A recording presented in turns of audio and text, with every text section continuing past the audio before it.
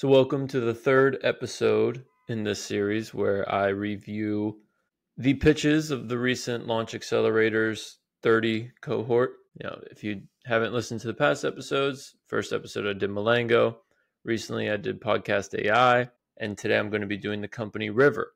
So if this is your first time joining me, essentially I'm going to go through the pitches slide by slide. I'm going to say what I liked and what I thought could have done better, and I'll say why I liked it and why I thought it could have done better. At the end, I will rate the pitch, and then I will answer the question of whether I would invest or not. Not that I can, but if I could, would I invest or not? So I'll jump in right now. We help orchestrate events at scale with crowdsourced hosts. I'm going to show you how the All In Pod is building community around their show. We spin up 100 save the date events all around the world, and the besties just have to tweet it out and mention it on the pod. Fans like James see that there's an event in his city, and he can either RSVP or he can apply to host to make sure the event happens. We vet hosts to make sure that they'll be great, and once they're approved, they take over limited edit access for the event. James just has to choose a location, set the time, and the capacity. He can send messages to attendees, but he cannot get access to their email or their personal phone number. When they're all at the event, they get an SMS from River reminding them to snap a pic and post it on social. It tags the besties and they get tons of fan-generated content that whoever's doing the admin can see which events and which people are coming up and need action. There's a ton of free energy in the system. Just a handful of retweets from JCal and 2 mentions on the pod has resulted in 128 events with volunteer hosts and over 2,000 members. Been working closely with Brian Johnson, Don't Die. He's our most recent community. Again, 243 events have happened in less than 2 months with 6,800 members. So that was long, but that was kind of the whole solution portion of the slide deck. It was many slides, but it was essentially, here's the solution. Fans can easily set up events using the River platform, vet hosts of community fan meetups for the podcaster or influencer, which is a nice feature. And the host can send messages to the attendees and help plan the event. So it's a nice product, but it's not necessarily solving a problem, which is why I don't think she starts with the typical problem slide here. Typically in a deck, the problem comes first or second. It comes before the solution, more often not, because again, you're telling a story. So you want to be like, hey, there's this customer out there. He or she has this problem. Here comes River to solve that problem. So the fact that she started with the solution kind of makes me think there isn't really a problem, which, I'm not really sure there is a problem around fan meetups for events. You have like Twitter, you have emails, like, I don't know. Off the top of my head, it's glaring that there's no problem slide. And I think it's hard to create a multi-billion-dollar company when you're not solving a major problem. But what was interesting about this solution demo that I think she really should have talked more about, but she only talked about for 5 seconds, if that, is that since River facilitates, 100 concurrent events, for example, all around the world for one podcast, for the All In podcast, there'll be 200 events going on one day. And since they're requiring the host of those fan meetups to take a picture of the event, post them all over social media, that's thousands and potentially millions of people who will see those pictures on their timeline and be curious to start engaging in that content as well. So it's kind of like a fantastic organic customer-led lead gen mechanism that's free marketing for the podcaster, influencer, whoever the fan meetup is built around. Also, the people attending these events are like the top, 1% or 5% of listeners to the podcast in this example. So creators can see who's attending those events and get that valuable data on who their most prevalent listeners are, where they are, what age they are, their gender, what they do for work. That's very valuable advertising and, upselling information that's generated from the top 10, top 5, whatever percent of listeners. So I would have liked her to go into that feature a little more, because that seems like the sort of solution to a problem. Like, she could have said how, top creators have millions of listeners, but they don't know who their top 1,000 listeners are. By using River, they can see based on who goes to those events. Typically, those are their top 1% of listeners. You can see who they are. They can see how to upsell them, how to sell them a premium subscription, how to sell them more targeted to advertisers, creating more revenue for that creator. That story kind of makes sense. She just kind of talked about all the cool features. So I haven't really heard like a story here yet But again, first slide, I'm going off of a general slide deck format. Maybe she has it jumbled around a little other ways. So let's keep watching and we'll see what happens. Monthly active users really started to pop off in January. And our early traction since launching November 27th, with just 9 communities on the platform, we've had 600 events, 1,200 volunteer hosts, 19,000 users, and 146,000 app visitors. Okay, so she launched November 27th, which this pitch came out, I think, February 16th or something around there, mid-February. So she had 700 monthly active users, now has about 10,000 in February. This is from just 9 communities that have spurred over 600 events with over 19,000 total users. I like the map chart. I thought that was an interesting and cool way to show that this is global, first of all, and also to see like where it is most prevalent around the world. I thought that was interesting. I am confused about the bar chart and the map slide, because the bar chart shows that it looks like they launched in August and had 0 traction essentially until January. So as an investor, I'm concerned that like, what were you doing for 5 months? 5 months is a long time for a company to seemingly have no change. But then on the next slide, she said how they launched in November 27th. So if you look at the bar chart, okay, they launched November 27th, not much happened in December, but then they kind of popped off in January and look like they're continuing to grow in February. That looks good. So I'm confused why August, September, and October are even there if they didn't launch till November. So that's just, again, you want to try to not have these questions in an investor's head. Like if I were her, I would have not had August, September, October on the slide deck. I would have just started with November, and it would have been a much less confusing bar chart to look at, because it looks concerning to me. But that's just because they launched later than it looks like they did, apparently. So that was just weird. And again, you just want to try to not have weird things like that in a slide deck, make it as simple as possible. And the other thing I'm concerned about is that, so these are from 9 communities, 19,000 users. That sounds really good. That sounds really efficient. Whatever that is, 2,000 users per community. That's great. But when you think about it, like some of these communities, like, the Brian Johnson Don't Die guy, All In, My First Million, like these podcasts or followings have like millions of followers. I mean, high hundreds of thousands to 1 million listeners or fans of this content. So I'm curious, like, if that's good penetration, because it doesn't really sound like it actually. Like, if you're landing All In as a customer on River, you're getting access to like 1 million listeners right there. But it seems like only, 2,000 or 3,000 of those million come onto River. So that's kind of concerning, because, you're getting free marketing to 1 million people by the podcast host mentioning on the podcast, like, hey, use River. There's these fan meetups. And you're only getting 2,000 or 3,000 people from that. Like, that's not a very high conversion rate. And I'm also concerned with how many of those large communities there are that you can capture. Like there's only so many communities with 1 million followers. That's a lot of people. So it's great that they get, free marketing essentially from these creators promoting the fan meetups. That's free marketing for River, but I'm just a little confused with how effective that is for their audience. Like how much people really want to actually go to these events, because it seems like it's only the top 1%. There's 1 million listeners and they're only getting a few thousand people from that. That's just not a great conversion rate. So I'm just still not sold on how valuable this product is for fans or creators. Like I understand creators. I mean, I'm telling myself this because she didn't really talk about it, but I'm assuming creators would really value that data layer that I talked about, but fans don't seem to value it as much. Like going to these fan meetups aren't that important to them if there's only a few thousand out of 1 million that actually go to it. So, but anyway, slide wise, just try to fix the confusion here about the bar chart and the map chart seemingly starting on different days. And I try to tell a little more about why there was such a big jump to January, why February is looking good, why they think they can continue this. Let's keep watching. Maybe my mind can be changed. So let's keep going. Okay. Currently, our beta pricing is that we charge $50 a month for self-service and $500 a month for more white glove community management while we automate more workflows. We're also exploring with paid memberships, affiliates, treasury, and sponsorship. Okay, so simple pricing tier here. You have a starter, you have a standard, and you have a custom pro tier.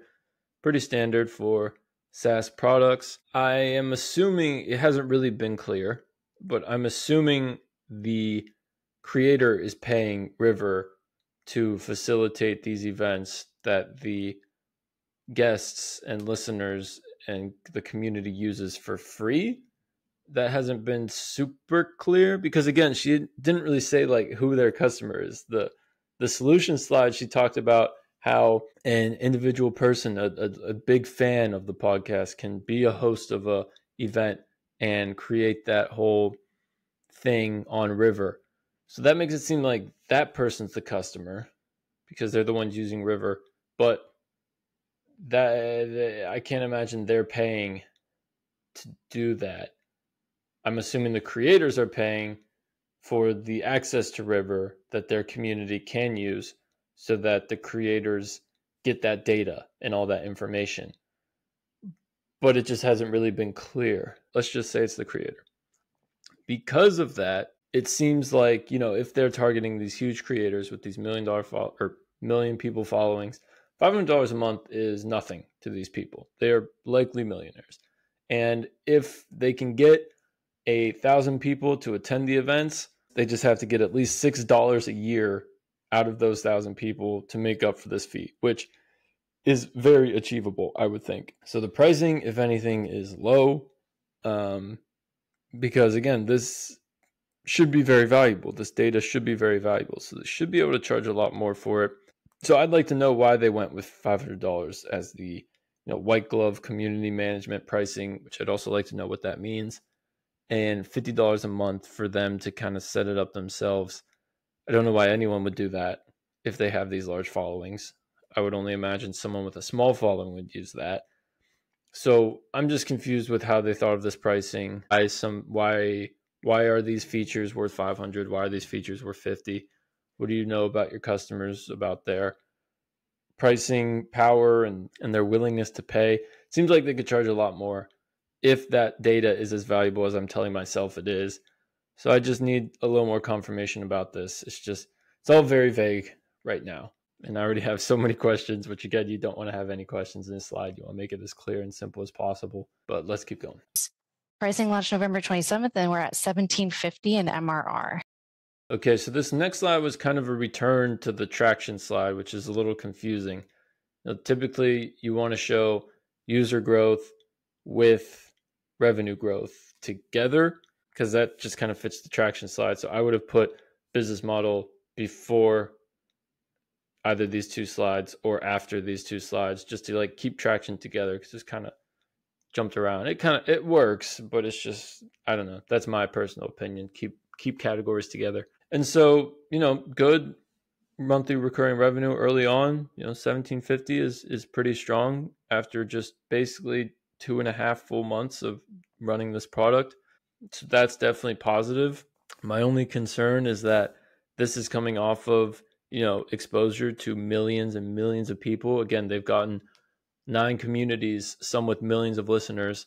So they've been exposed to a lot of people, but they've only been able to get 1750 in MRR out of that. Again, it just kind of concerns me with how venture backable this business is, because how big can it really get? Like, how many do you really need to be exposed to hundreds of millions of listeners to get to 1 million in ARR? Like, it's just because that seems like to be the conversion. So I don't know. This kind of just enhances my concern that I don't know how strong this product is for a user or for a creator or for the person who's actually paying them, which again is still kind of unclear. But regardless, let's just keep going and hopefully some more questions will be answered.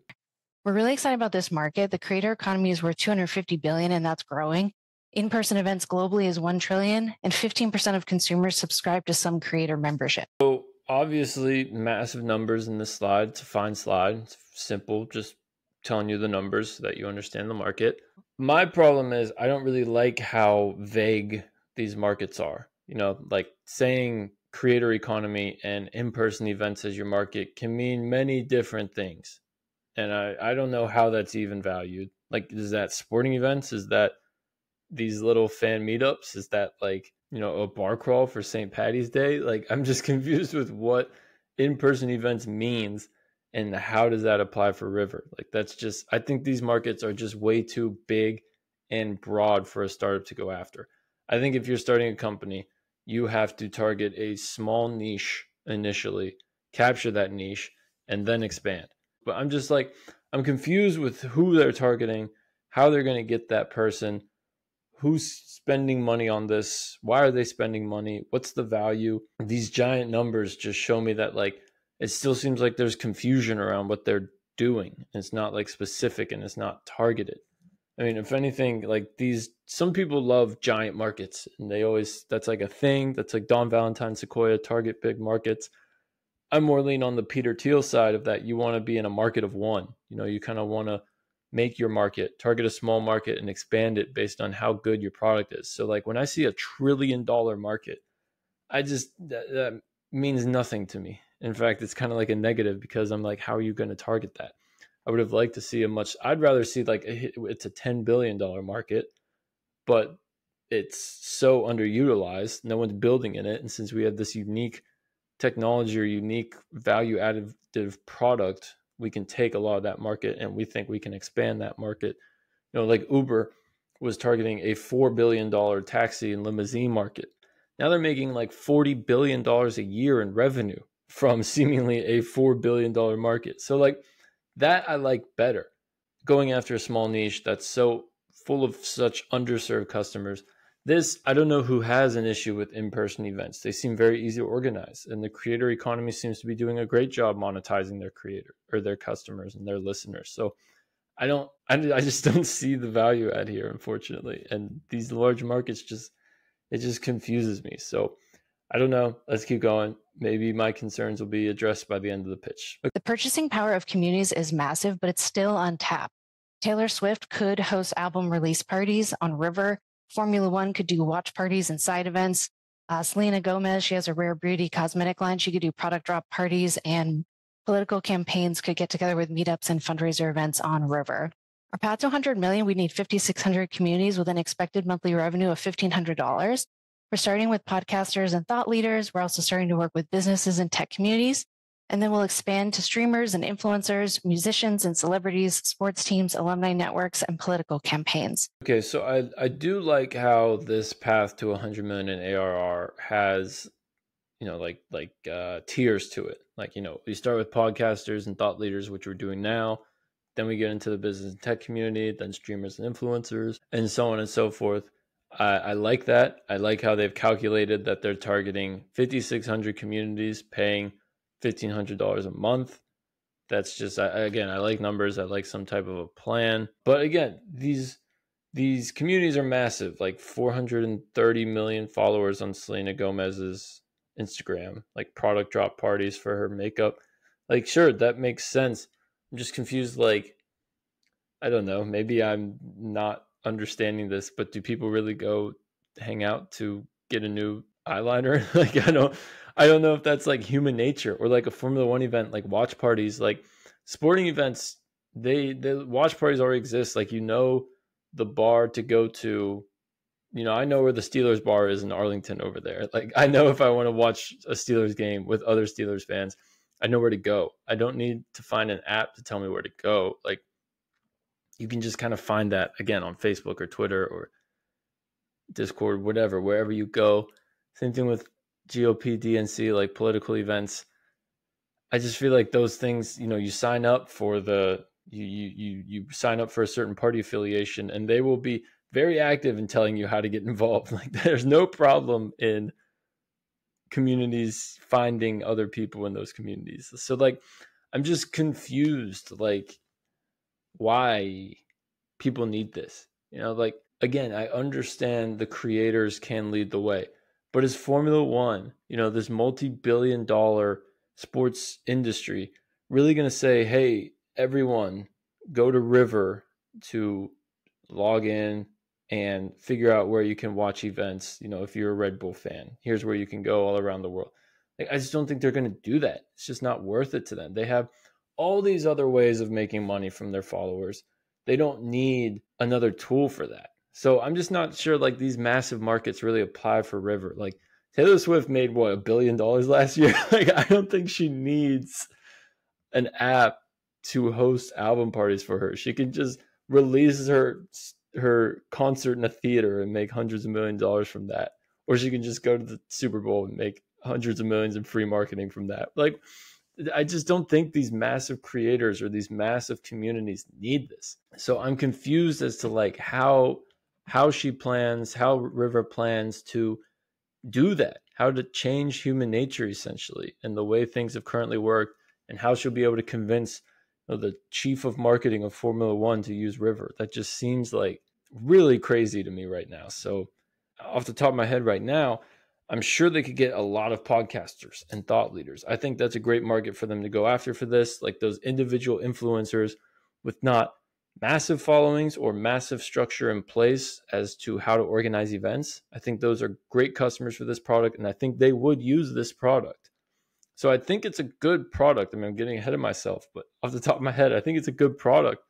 I'm just not sure it's venture backable, because if this is what it takes to get to 100 million ARR, I don't see that happening. I mean, just looking at the chart, I think it kind of stops at streamers and influencers. I don't see them, because musicians and celebrities, they have their concerts, they have their movies, like you know where to go for them. Sports teams have the events, alumni networks have the events, political camps, they have the events. Podcasters and streamers, they don't really have the events, the in-person events. I mean, you watch them online or you listen to them online, but there's not like a place to go for in-person events. So that I understand where River comes in. So maybe River can be an excellent, $1 million, $2 million in ARR lifestyle business for these founders. But I really I haven't been convinced yet how this could be venture backable. But as always, I think there's a few slides left. So let's see if something can change my mind. We differentiate from existing event tools in the way we manage events at scale, how we handle crowdsourced hosts, quality control, and permission layers. So competition slide, glad they have it, because I do have a lot of questions around the competition. Again, she put all these things, Discord, Twitter, Substack, Facebook, these community services are already built. I mean, they're called social networks. Like they've been around forever. River seems like a social network. But this slide doesn't really address my concerns about like, are they really better? Because, what I like to see is the table with like the 6 features, and, our company has all 6 of these features. Our competitors only have like 2 or 3. And here's why the 3 they don't have are so glaring. And the fact that we have them will be so beneficial for customers. Like I like that. That tells the story. This doesn't tell me anything. I mean, it says that River is apparently a culmination of every single social network, event platform. There's even Excel in here. Like that's a lot. Like River is trying to come across as like this super app in a way that like can do everything when it comes to anything involving a community. Like I'm just confused as to like how they actually do that. I wish it was a little clearer how they're even better than Twitter for a podcaster to organize these events, because that's my main concern right now. How are you even better than that? And they're not even talking about that. So I would have liked to see just a more specific competition slide about why their features are better than what's currently on the table today, because I'm not too sure that they are that much better. But regardless, let's keep going. We're starting with events, but in the future, powerful communities will be organized on River. We're going to be building out event programming, community infrastructure, and social networking. So it's a pretty clear product roadmap of what they intend to do. I just don't really like how broad these terms are. Event programming, community infrastructure, social networking. Like community infrastructure makes sense, like the treasury management and having like a board and voting rights. Like that seems really cool. I like that idea. I don't really understand how they help with event programming. Seems like the founder can just, or the host can just kind of do that. And again, the social, like my concern is that they're going after social networking. Like so many companies have tried to build social networks, but at the end of the day, it's always Twitter, it's always Facebook, it's always Instagram, like it's always TikTok. It's just like, it's really hard to usurp that. So I'm just like, I think it's good to have these features for these individual influencers.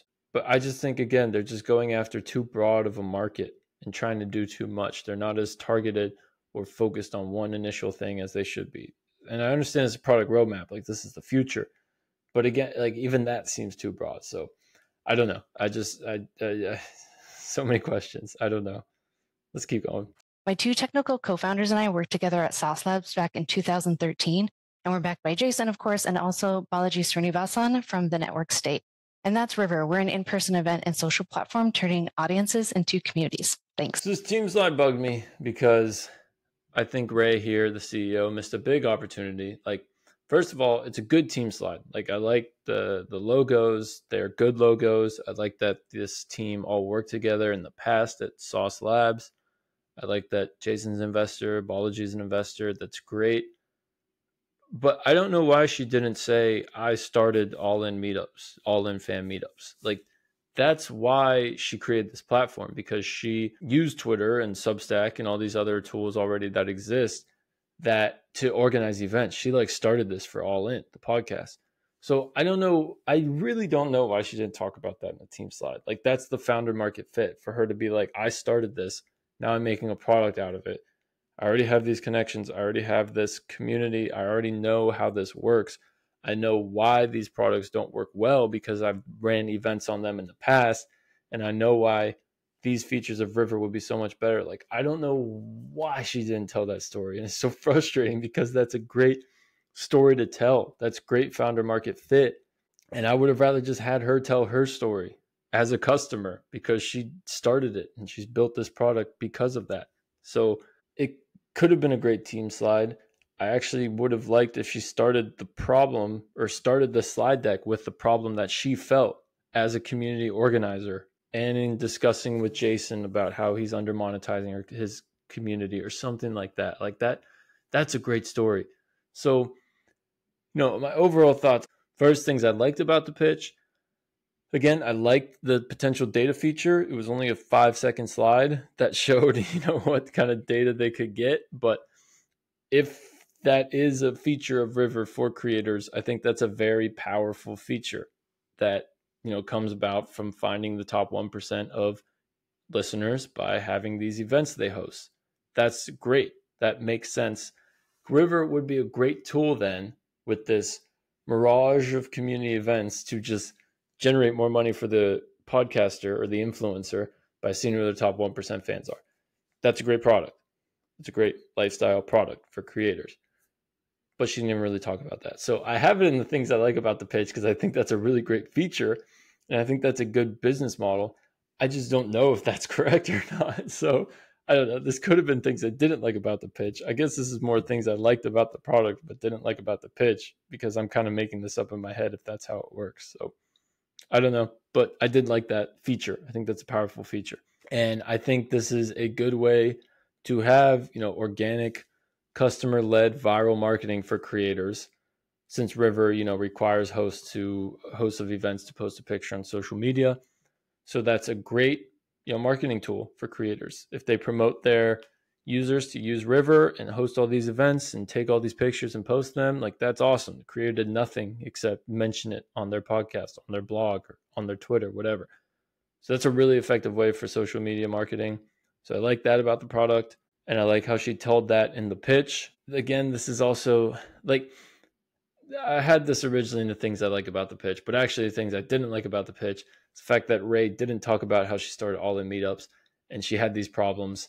And therefore she decided to start this product to solve those problems, to enhance the experience for the community members and to help creators monetize their community better. She didn't do that. I only know that because I'm a fan of All In and remember hearing her or seeing her, email and post and tweet about it. She doesn't say that in the pitch, and I have no idea why. That's so powerful for someone to say. She just said she worked at Sauce Labs and these other companies. Like, that's so frustrating that she didn't talk about that. So I originally had that in things I like about the pitch is that there is founder market fit. But I'm actually moving it to the things I didn't like about the pitch because she didn't say that she had founder market fit.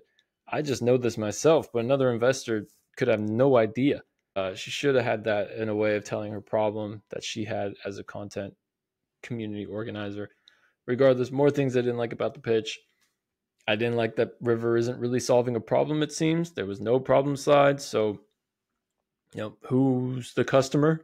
whose problems are they addressing? Seems like they're solving a problem for fans, but fans aren't paying them. I'm kind of making up the idea that they're solving a problem for creators by giving them all this data about their top 1% of listeners, but she didn't say that. So I don't know what the problem is. I don't even really know who the customer is, and I don't really know why that customer is paying them. So that's why you just need a problem slide, because it makes that clear and obvious from the start. That's why you typically want to start with that. So I really didn't like that that was missing. I didn't like that I have to assume that the data platform is the value add because she only showed it for 3 seconds. And luckily, I heard it and saw that part and wasn't zoned out at the time, or I would have completely missed the value add. So she should have went into that way more. Again, I'm really not confident about River's ability to break into these legacy in-person events that already exist, like concerts and sports games and political events. They already have their events in place. I don't know why River is needed for them. And if that's what's required to get to, 100 million in ARR, I'm just not confident in that. I don't really love how little revenue they seem to be generating from these large communities. I mean, again, they have 1750 in MRR right now from millions of community members of these 9 different communities. I'm just not sure that's a great conversion rate. So I'm a little confused by that. I'm a little concerned about that. I would like to ask some questions about that. I don't like this large, broad market. I think she should have went way more specific into what their market is, why people in that market would pay them. Those numbers really meant nothing to me, honestly. Her saying that in-person events are $1 trillion. I don't know why. Like what makes up that $1 trillion? Like the hot dog stand that's getting paid from the users that go to the sports game, like is that within that in-person events market? Like I just don't, how does that apply to River? Like I'm just confused with these markets, how they apply to River.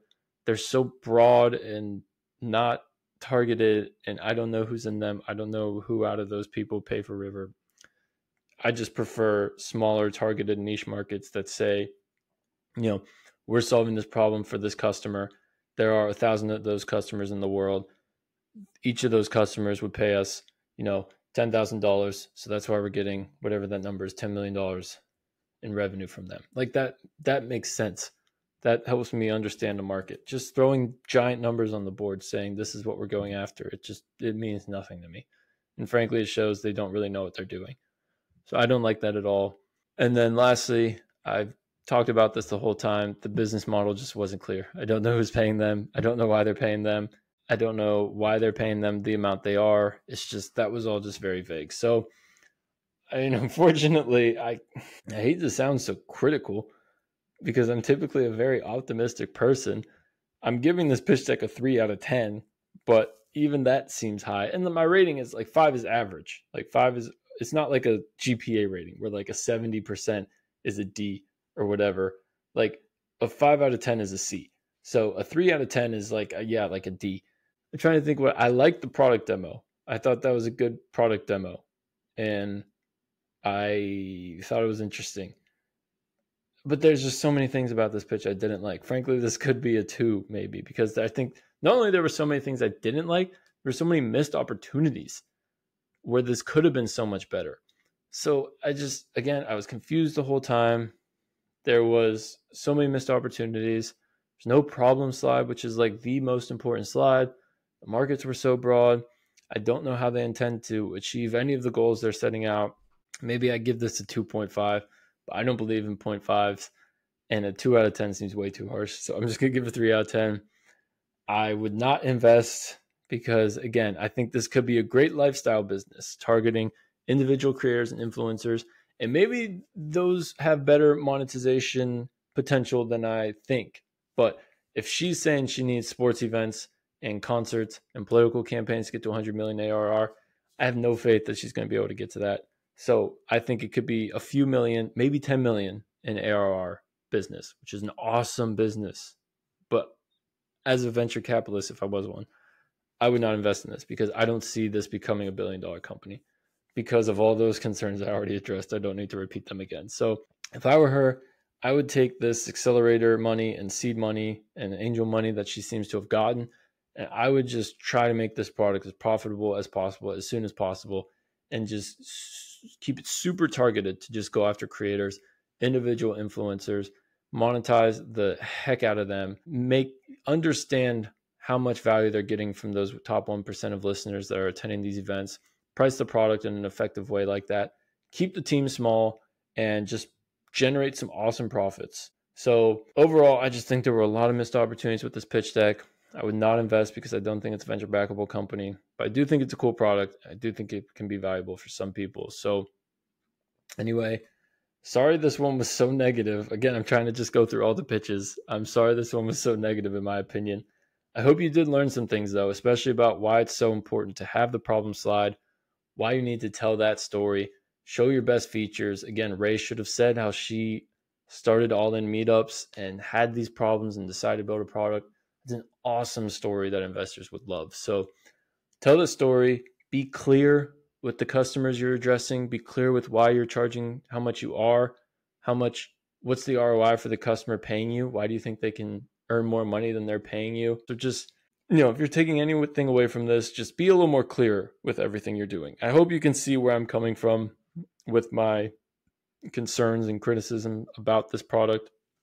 If you disagree with me on any case, if you can make a strong case for why you think this can be a 100 million in ARR company, please let me know in the comments. I'd be really curious to find out. But regardless, thank you for listening. I hope you enjoyed this episode. I have more coming your way. As I mentioned at the beginning, if you want to read this post on Substack, it's a little more crisp and concise. You can do so. Link will be in the description. But regardless, if you like this episode, give it a like. If you want to stay tuned for more content that I'm going to put out in the next few days, you can subscribe so you get notified about that.